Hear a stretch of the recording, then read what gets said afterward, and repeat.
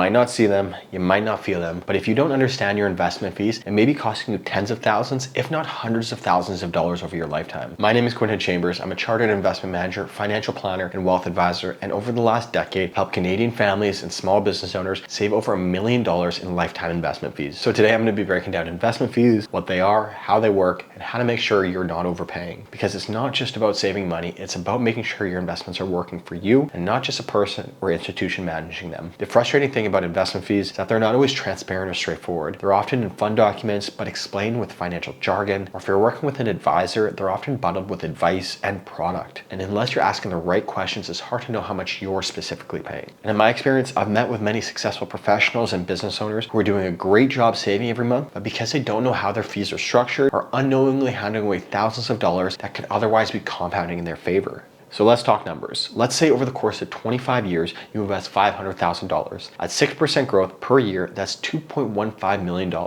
However, at 5% growth, just 1% difference in fees, that's $1.67 million.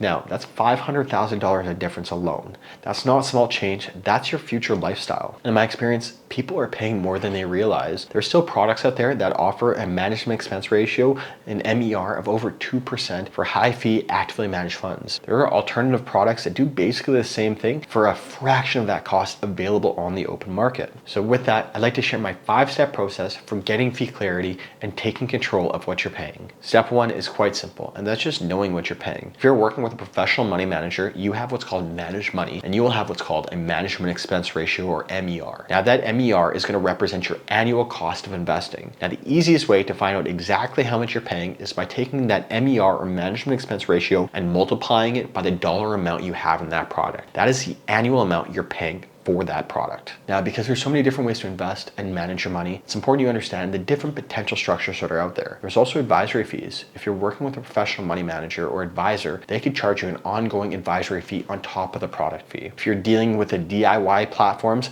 there's also embedded commissions on different products, and there's also trading fees. Step number 2 is separate product fee from advice fee. Now, if you're working with an advisor, there's a good chance all of your fees are bundled into one, but it is so important to separate investment product fees from ongoing service and planning fees. It's all about transparency. You should see what you're paying, you should know what you're getting, and you should be able to ask, contrast to other options that are available on the marketplace, how do your fees compare? Then we have step number 3, which perfectly dovetails from my last point, which is exploring low-cost alternatives. Now, in today's market, there are plenty evidence-backed, low-cost products that can replace otherwise expensive products. And you can get this without having to sacrifice quality or performance. Then we have step number 4, which is more of a tax optimization point, which is consider fee deductibility. Now, when we're talking about taxable investments like your non-registered accounts and you're working with a professional advisor, these fees are considered tax deductible. This is in contrast to registered plans like your RSP or your TFSA, which aren't tax deductible. This can help reduce your after-tax cost of advice, and normally is especially beneficial because if you have significant non-registered holdings, you probably have a more complicated situation and will benefit from professional advice. And then we have step number 5, which is aligning fees with outcomes. Now, I understand that I've been bashing on fees this entire video, but fees are simply a cost of doing business.